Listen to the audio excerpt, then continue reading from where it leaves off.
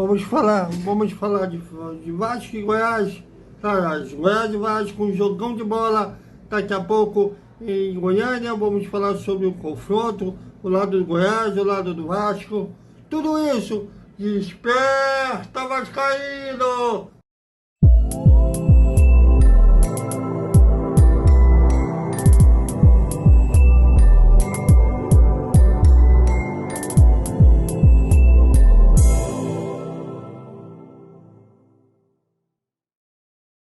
Salve, salve galera do Vascão, bom dia pra todo mundo. E logo mais precisamente às 4 da tarde, ou 16 horas, como eu preferir, a bola rola. E como rola em Goiânia, o Vasco, Goiás e Vasco, 30ª rodada do Campeonato Brasileiro, um jogo extremamente importante para os dois lados, vida ou morte, literalmente. Quem vencer pode até sair da zona de rebaixamento, dependendo do resultado do jogo Corinthians e Santos. Se o Santos perder, principalmente o Vasco, se vencer o jogo. E quem perder, praticamente fica uma situação extremamente delicada no Campeonato Brasileiro, praticamente mais lá do que cá, em termos de rebaixamento. E sobre o time, vamos começar com o mandante da partida, o jogo é lá em Goiânia, o gírio pelo adversário do Goiás, do Guilherme, setorista do Goiás, lá no Globo Esporte. Um abraço ao grande Guilherme. Fala aí, Guilherme! Fala galera da Vasco e Velocidade, tudo tranquilo? Aqui Guilherme Gonçalves, eu falo direto de Goiânia. Trago algumas informações do Goiás, que deve ter duas mudanças para enfrentar o Vasco neste domingo. O time vem de derrota por 5-3 para o Fluminense. O técnico Armando Evangelista pode mexer na defesa, na zaga especificamente, e também na lateral esquerda.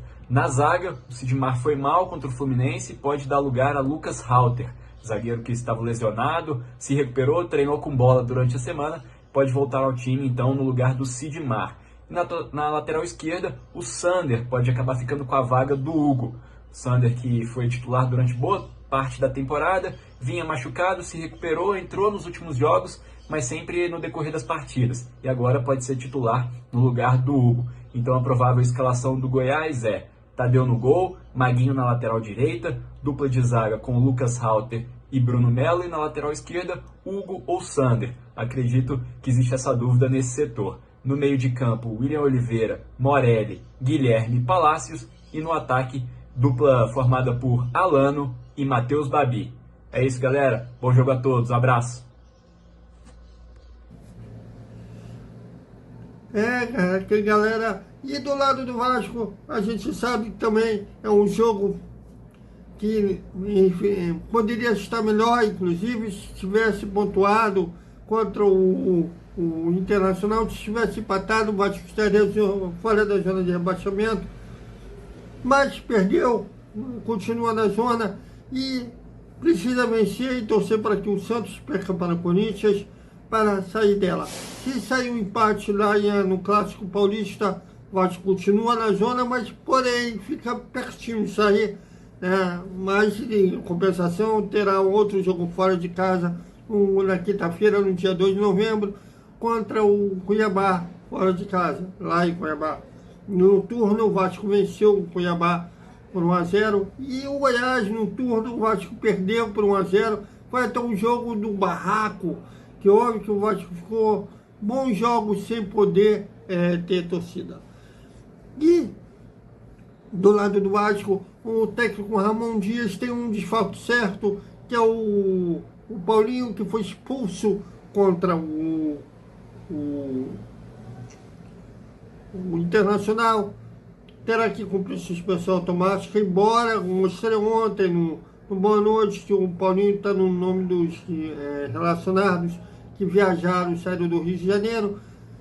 Mas é que o Paulinho poderá voltar contra o Cuiabá. O Vasco não volta para o Rio de Janeiro após a partida contra o Goiás, depois segue para Cuiabá. E o Paulinho está com a delegação que viajou para o Rio de Janeiro por causa do jogo contra o Cuiabá.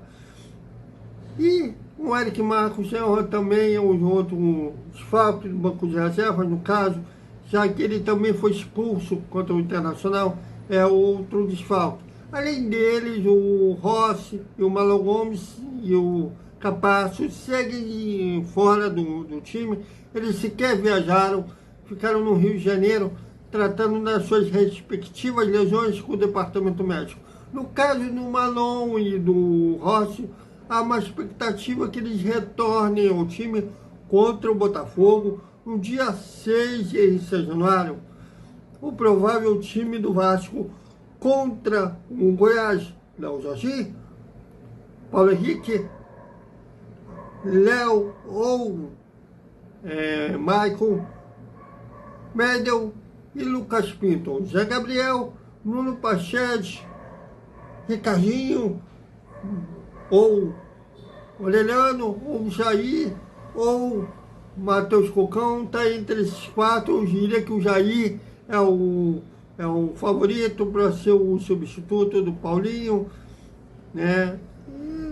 Muda um pouco a característica do meio-campo, porém é um marcador, até ajudaria na proteção da defesa.